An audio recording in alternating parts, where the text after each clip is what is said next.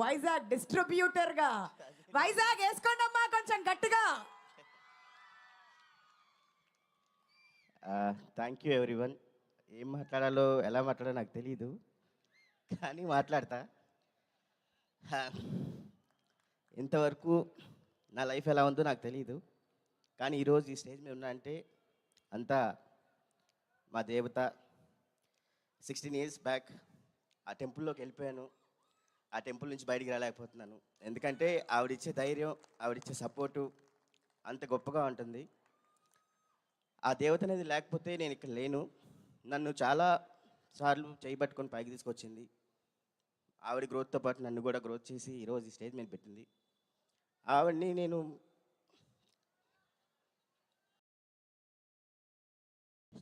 ఏమని పిలవాలో తెలియదు, కానీ ఆవిడ లేకపోతే నేను లేను.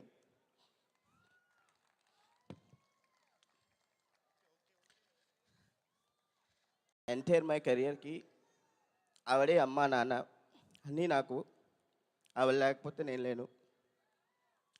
Thank you ma'am, thank you for your support.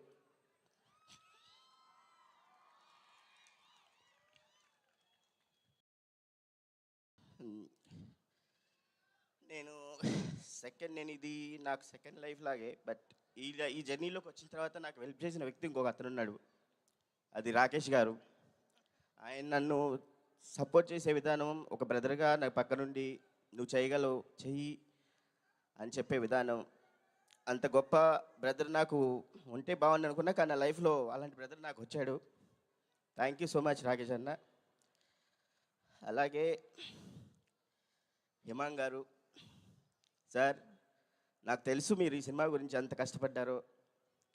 నేను చూసిన హిమాంగ్ గారు వేరు, ఇప్పుడు చూసిన హిమాంగ్ గారు వేరు. ఆయన టెన్షను అస్సలు చూడలేను నేను. ఎందుకు బాస్ టెన్షన్ పడకండి, అన్నీ సక్కంగా అవుతాయి అని చెప్పేవాడిని. సో బాస్, ఈ జర్నీలో నేను తప్పుగా మాట్లాడినా, తప్పుగా ప్రవర్తించినా ఐఎమ్ రియల్లీ సారీ. కానీ మీరు ఇచ్చిన సపోర్ట్ మాత్రం ఎప్పటికీ మర్చిపోను, ఎప్పటికీ మీకు రుణపడి ఉంటాను. రాజ్ సార్,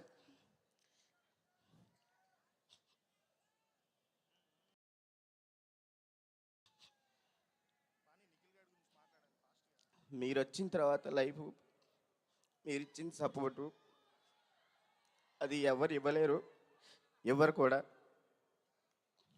నాకు తెలుసు మీ సపోర్ట్ ఎంత ఉంటుంది అనేది, మీ ఎంకరేజ్మెంటు.